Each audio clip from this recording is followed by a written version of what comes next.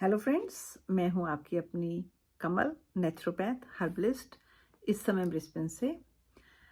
पिछले वीडियो में जब हमने बात की, महिलाओं के रोगों से संबंधित हमारा डिस्कशन था, तो मेरी 3-4 फ्रेंड्स ने मुझे कॉल करके बोला कि अरे भैया, तुम ये वाला पॉइंट भूल गई हो, वो वाला भूल गई हो। 2 ने तो बोला कि हॉट फ्लैशेस के बारे में बात करना भूल गई हो।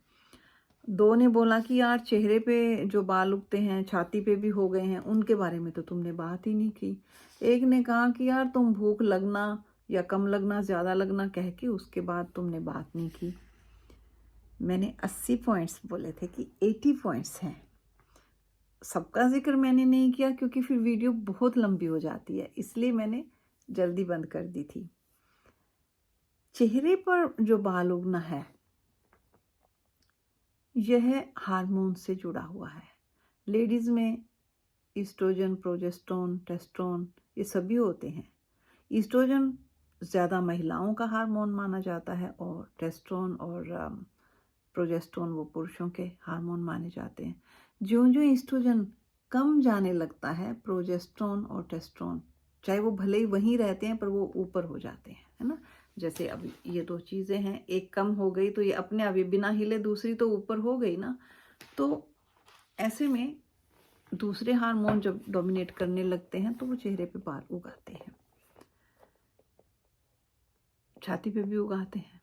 हर्सूटिज्म बोलते हैं चेहरे पे बाल उगना और छाती पे। चलो क्या बोलते हैं उससे हमें कुछ नहीं लेना, पर इसका रीज़न ये है और इसीलिए यह 35-40 के बाद ही उगने शुरू होते हैं। 35 के बाद आमतौर पर थायराइड की समस्या जब होती है तब भी ये बाल उगते हैं।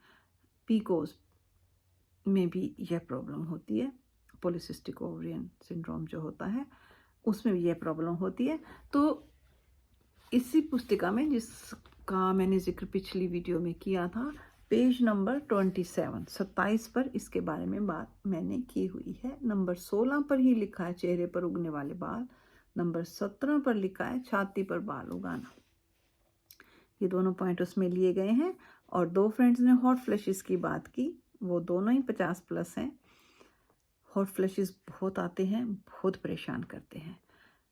ठंडा गर्म पसीना आना जिसको बोलते हैं, कि एकदम से आपको गर्मी लगेगी, बहुत ज़ोर से गर्मी लगेगी, जैसे तवा गर्म हो जाता है, और एकदम से फिर ठंडी वो क्या बोलेंगे उसको, लहर सी आएगी ठंडी। यह भी हार्मोनल ही है।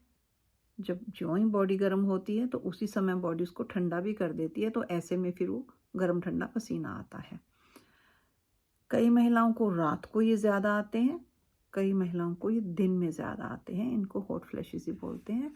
और इस पुस्तिका में मैंने इनका जिक्र किया है, इनको कैसे हैंडल करना है, कौन से कपड़े पहनने हैं उस समय, कौन से ऐसे भोजन हैं जिनको हम अगर खाना छोड़ दें या खाना कम कर दें तो इनमें सहायता मिलती है। जब हम छोटे थे ना, तो जो हमारी बुजुर्ग लेडी थी, दादियाँ नानियाँ जो घर में हुआ करती थी, वो बोलती थी कि अरे, उड़द की दाल बहुत गर्म होती है, अरे ये दाल ठंडी होती है। और हमें समझ में नहीं आता था कि इनको कैसे पता लगता है ये ठंडी होती है, ये गर्म होती है। बर्फ़ गर्म होती है, हमें तो बर्फ़ ठंडी लगती है। शहद गर्म होता है। तो उसी तरह से उनको तासीर कहा जाता है। भोजन की तासीर जो होती है, तासीर, तो जो गर्म तासीर वाले भोजन होते हैं, जैसे शहद को गर्म तासीर वाला माना जाता है, अंडे को गर्म तासीर वाला भोजन माना जाता है। तो इस पुस्तिका में मैंने वो जिक्र किया है कि उस समय जब आपको ठंडा गर्म पसीना बहुत आता है, हॉट फ्लैशेस आते हैं, तो कोशिश कीजिए कि आप ठंडे वाले भोजन ज़्यादा खाएं। भोजन ठंडा होना ज़रूरी नहीं है, उसके लिए आप अपना गर्म भोजन खा सकते हो, पर उसकी तासीर जो है वो ठंडी होनी चाहिए। इसके अलावा और कौन से विटामिन्स या सप्लीमेंट्स हैं जो आपकी सहायता कर सकते हैं, उसके बारे में भी इसी पुस्तिका में जिक्र किया गया है। और एक मेरी सहेली है, वो कह रही है कि यार, कभी तो भूख लगती ही नहीं है, और कभी जब लगने लगती है तो ऐसे लगता है कि मुझ में भी कोई ग्रोथ स्पर्ट आ गया है क्या, हर 2 घंटे में भूख लगने लगती है। उसका जिक्र भी मैंने इसी पुस्तिका में पेज नंबर 28 पर किया है। तो मैंने जैसे पिछली वीडियो में कहा था कि काफ़ी साल लगे मुझे, मैंने 2012 में अपनी प्रैक्टिस शुरू कर दी थी, और अब देखो 22 हो गया था पिछले साल, तब तक मैं इनको इकट्ठा करती गई, अपनी फाइलें खोल के देखती थी कि कौन सी प्रॉब्लम्स महिलाएं ज़्यादा लेके आ रही हैं और कौन सी ऐसी अड़ियल बीमारियां हैं जो बहुत ज़्यादा मेहनत के बाद जाती हैं, और कौन सी छोटी मोटी प्रॉब्लम्स हैं कि जिनको बस हमने 2 गिलास पानी ज़्यादा पी लिया और वो ठीक हो गई। जैसे मैंने सर दर्द में देखा, काफ़ी मेरी जो क्लाइंट्स थी उन्होंने ये बोला कि यार ये पानी तो कमाल की चीज़ है, जब भी सिर दर्द मुझे महसूस होता है मैंने तुम्हारे कहे अनुसार 3-4 गिलास पानी पीना शुरू कर दिया और ये ठीक हो गया। लेकिन सभी में ऐसा नहीं हुआ, कुछ का पानी पीने से ठीक हुआ, कुछ को अनुलोम विलोम भी करना पड़ा, कुछ को लंबे लंबे सांस लेने पड़े, और कुछ वॉक पे निकल गई, किसी को इवनिंग प्रिमरोज लेना पड़ा, सबका अलग अलग था, लेकिन फिर भी काफ़ी हद तक यह मदद कर गए जो भी मैंने इसमें पॉइंट्स लिखे थे।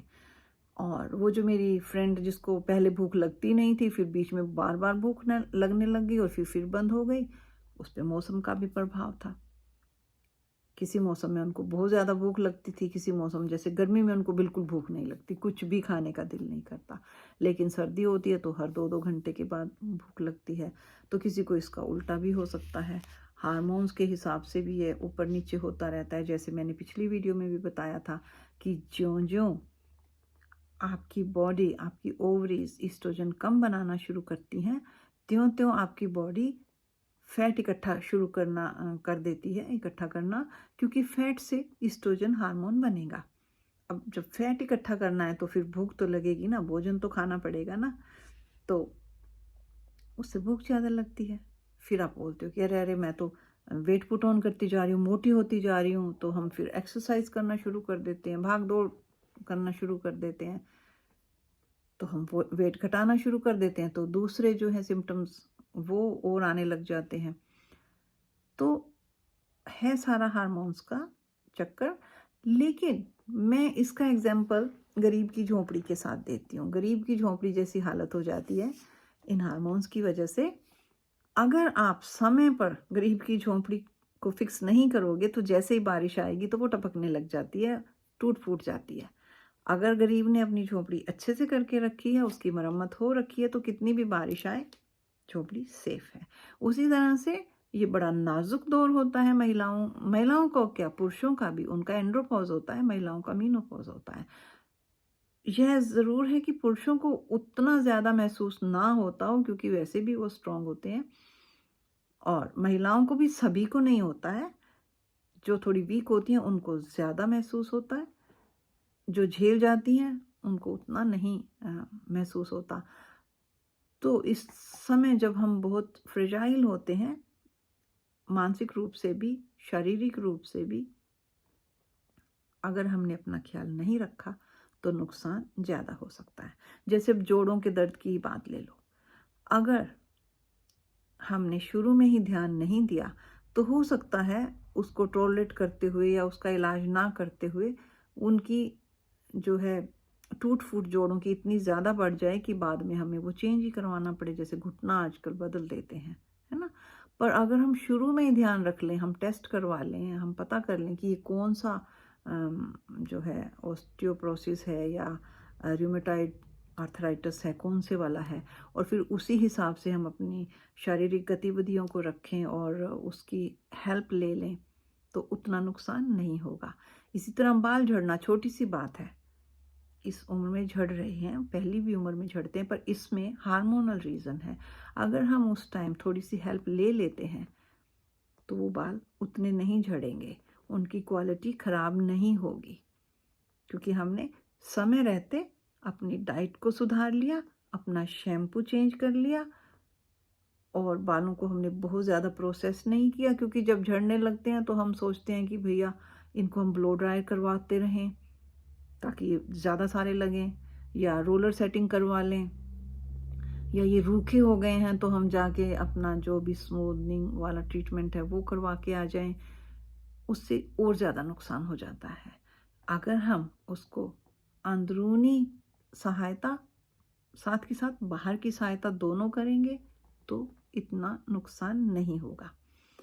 तो इसी तरह के और भी पॉइंट्स हैं। ये तो चलो मुझे फ्रेंड्स की कॉल आई जैसे ही मैंने वीडियो डाली उसके बाद ही आने शुरू हो गई। एक जैसे मुझे काफ़ी वो लगता है शरीर की महक बदल जाना है। इसमें पेज नंबर 45 पर 50वां पॉइंट है। अभी आमतौर पे कई बार पसीना आता है तो स्मेल आती है, लेकिन कुछ स्त्रियों के, पुरुषों के भी आती होगी, पर क्योंकि हम स्त्रियों की यहाँ पे बात कर रहे हैं, पसीने में से इतनी ज़्यादा स्मेल आती है कि अगर उन्होंने दुपट्टा भी गले में डाला था और वो दुपट्टा उन्होंने उतार के रख दिया है तो वहाँ से भी स्मेल आएगी।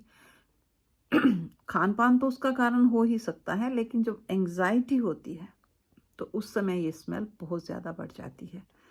एंग्जाइटी नॉर्मल लाइफ में भी आ सकती है, मेनोपॉज के समय भी हो सकती है। तो अब उस स्मेल को दूर करने के लिए नहाना या शरीर को साफ रखना तो एक बात है ही, लेकिन हम अपनी एंग्जाइटी को भी दूर करेंगे ताकि इस समस्या को हम सॉर्ट आउट कर सकें। ऊपर से जो है प्याज, लहसुन जो इन चीज़ों की है वो मिलके फिर और ज़्यादा प्रॉब्लम क्रिएट कर देती है। इस तरह की जब समस्या होती है तो हमें कपड़ों पे भी ध्यान देना पड़ता है कि सिंथेटिक कपड़े नहीं पहने, हम कम से कम गर्मियों में तो नहीं पहने, या अगर पहनने पड़ भी रहे हैं तो नीचे सूती कपड़े पहन लें। तो इस तरह की ये चीज़ें मैंने इस पुस्तिका में लिखी है कि आप घर पर कैसे मदद कर सकते हैं अपनी खुद की, और फिर कब आपको डॉक्टर के पास जाना चाहिए। तो आशा करती हूँ कि आपको इससे हेल्प मिलेगी। जो कोई पॉइंट छूट गए हों, एक बार आप जब पूरी पढ़ लें उसके बाद ज़रूर मुझे आप ईमेल, मैंने इसमें दिया है, ईमेल करके आप बता सकते हैं कि भैया ये पॉइंट छूट गए हैं, आप इनके बारे में लिखो। तो हो सकता है हम इसको फिर इसकी वॉल्यूम 2 निकाल देंगे, क्योंकि अब ये तो छप गई है, और नहीं तो जो इंटरनेट पे है उसमें तो हम ऐड कर ही देंगे। तो अगर आप इस पुस्तिका को पढ़ें, ज़्यादा देर नहीं लगेगी, इतनी बड़ी नहीं लिखी है मैंने, इसको छोटा रखा है, इसको पतला रखा है ताकि कोई देख के ही ना डर जाए। मैं तो मोटी मोटी किताबें देख के डर जाया करती थी, तो इसलिए मैंने इसको बहुत पतली रखा है। आप जल्दी से पढ़ लेंगे इसको और फिर आप मुझे बता देंगे कि ये छूट गया है इसमें, तो हम उसमें ऐड कर देंगे। उसके अलावा अगर आपके पास भी कुछ इस तरह के नुस्खे होंगे तो उनका पूरा पूरा स्वागत रहेगा कि आप मुझे ईमेल कर दें और हम उनको ढूंढ लेंगे उसका, क्योंकि सब कुछ एविडेंस बेस्ड होना चाहिए। कोई चीज़ एक पे काम कर गई है उसको हम नहीं लिख सकते, उसके पीछे पूरी रिसर्च होनी चाहिए, उसका एविडेंस होना चाहिए, और उसके साथ साथ हमारा जो है चिकित्सक का परामर्श उसको हमें नहीं भूलना चाहिए, उसको नज़रअंदाज नहीं करना चाहिए। अपनी दवाइयाँ बहुत ज़रूरी हैं, अगर हम वो ले रहे हैं, हमारा जो इलाज चल रहा है वो बहुत ज़रूरी है। इसको हम सेल्फ हेल्प के रूप में रखेंगे ताकि छोटी छोटी जो चीज़ें हैं उनको हम सॉर्ट आउट कर लें। तो वीडियो देखने के लिए आपका बहुत बहुत धन्यवाद। आपका दिन मंगलमय हो।